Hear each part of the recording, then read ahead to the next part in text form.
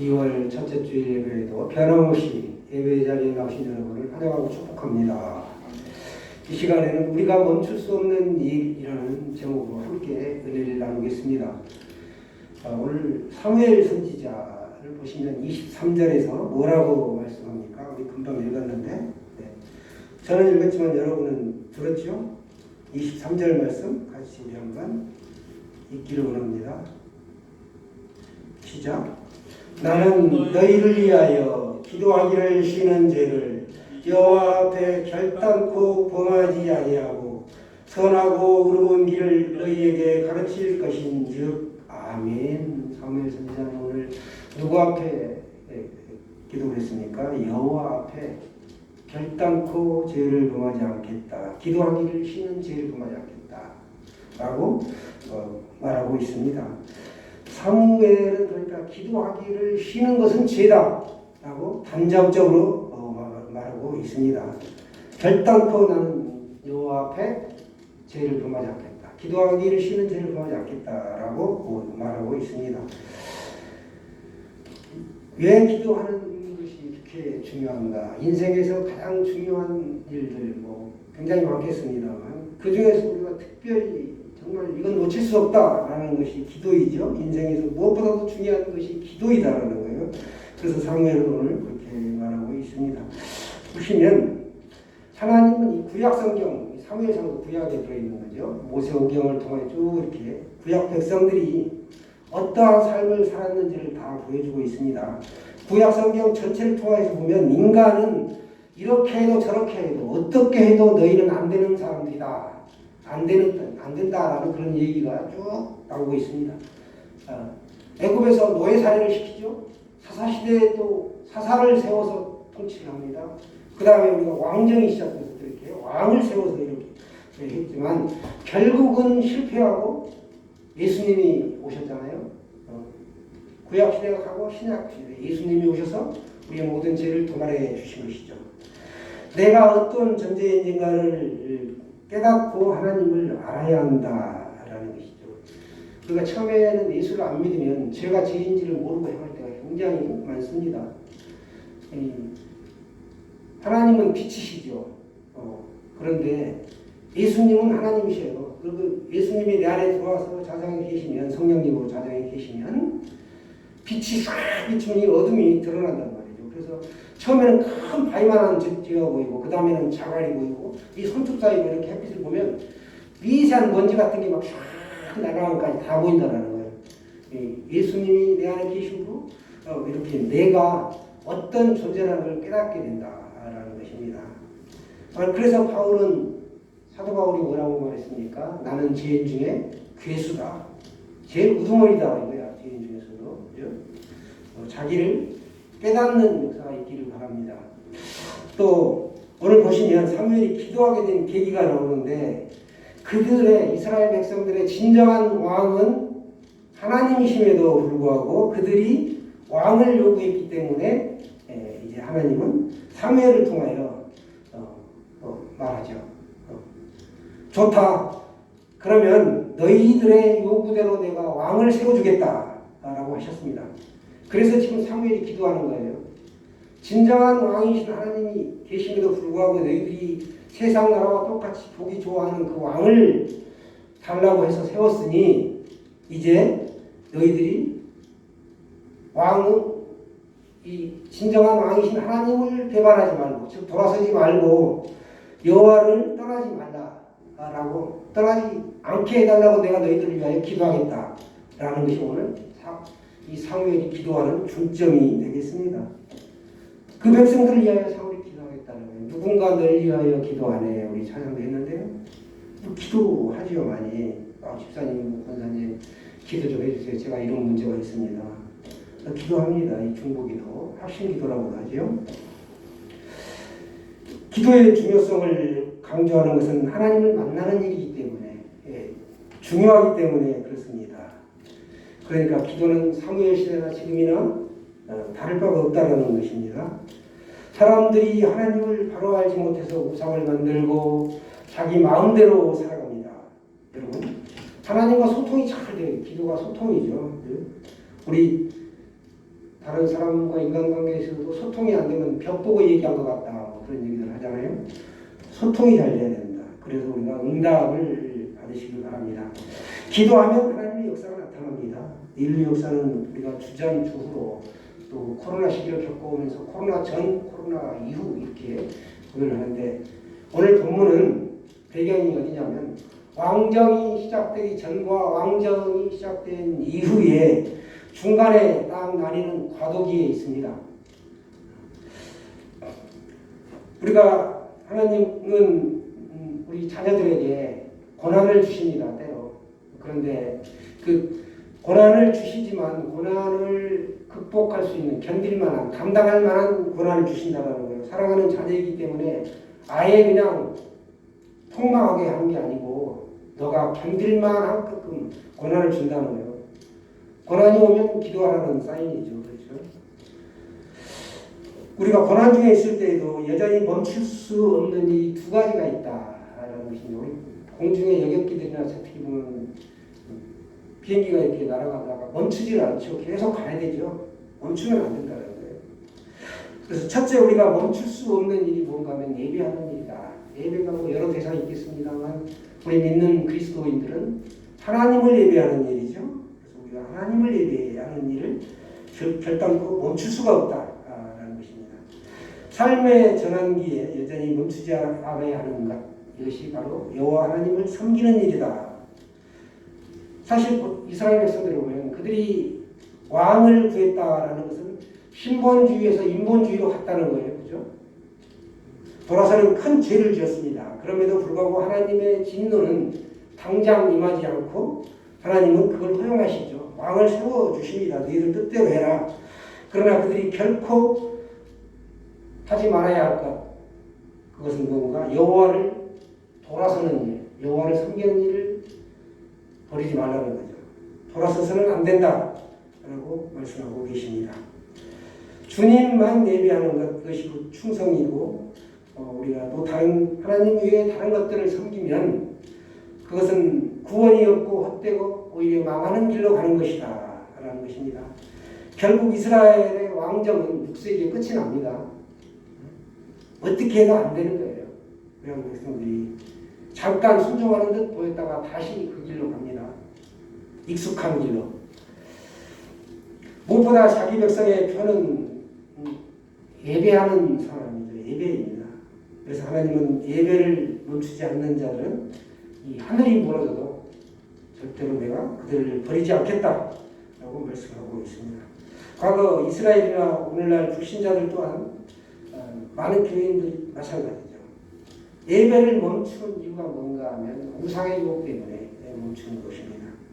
우상이라는 게 뭐 거창한 게 아니고 자기의 그 자아가 강하면 자기 뜻대로 하는 겁니다. 그리고 인본주의, 경험, 지식, 생각 이런 것들로 인간 편리주의로 해가지고 그런 쪽으로 간다라는 것이죠. 그 이면에 이제 돈이 있고 권력이 있고 또 여러 가지 과학적인 그런 사고방식이 있죠. 이것들은 다 우상이다라는 것입니다. 이 세상의 많은 우상들은 우리에게 절대로 유익이 되지 못합니다. 그리고 이것들은 우리를 구원할 수 없는 헛된 것들입니다. 우리를 유익하게 하고 구원할 분은 오직 하나님뿐이 안 계신다라는 것입니다. 하나님은 우리를 결코 속이거나 희망 고문하시는 분이 아닙니다. 여러분, 하나님을 우리가 이렇게 기도하면서 또 예배하면서 이렇게 보면 말씀을 듣고 찬양도 하고 이러다 보면 어느 순간 내마의 말씀으로 옵니다. 분명히 체험이 와요. 이런 것이 바로 하나님을 만나는 것이고 하나님의 음성을 듣는 것이죠. 누가 확성기로 귀에다 대고 크게 뭐 얘기해 주는 게 아니고 말씀을 통해 우리가 알 수 있다라는 것입니다. 어떤 순간에도 예배는 멈출 수가 없다라는 사실입니다. 자전거 가다가 쓰면 멈추면 쓰러져 넘어집니다. 그렇죠? 예배를 멈추면 그 인생은 끝장이 난다. 이렇게 생각하시면 돼요. 항상 마음을 다하여 여호와를 섬기시기를 바랍니다. 여러분, 대가와 희생이 없는 것은 예배가 아니다. 코로나 시기를 겪어오면서 우리가 온라인 예배를 참 많이 드렸습니다. 되겠습니다.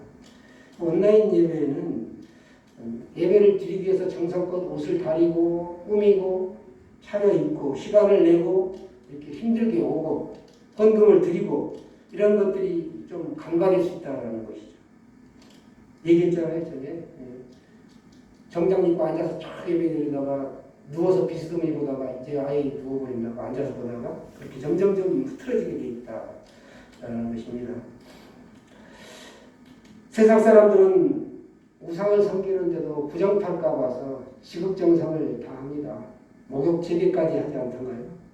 사랑하는 여러분, 이집트의 그리스도인들의 예배하는 처소를 보면 우리가 참 좋은 기감이 됩니다. 이집트가 원래 기독교인들, 그리스도인이 굉장히 많은 나라였는데 7세기에 이슬람이 정복을 당합니다. 그리고 1300년 동안 박해를 받았는데요. 동굴을 파고 도망을 가고 광야에서 예배를 드리면서도 그들은 신앙의 자유를 따라서 움직였던 것입니다. 그들에게 한번 이슬람 지도자가 와가지고 너희들에게 마음껏 예배를 할 수 있게 해주겠다. 다만 너희들이 예배드리는 그 지역에는 수도권의 모든 쓰레기를 거기다 버릴 것이다. 그래도 그 쓰레기를 처리하면서 너희들이 평생 살아가야 한데도 예배를 드리고 싶다면 내가 그때 허락하겠다. 이 말을 들은 이집트의 그리스도인들은 어떻게 했을까요? 흔쾌히 수락했습니다.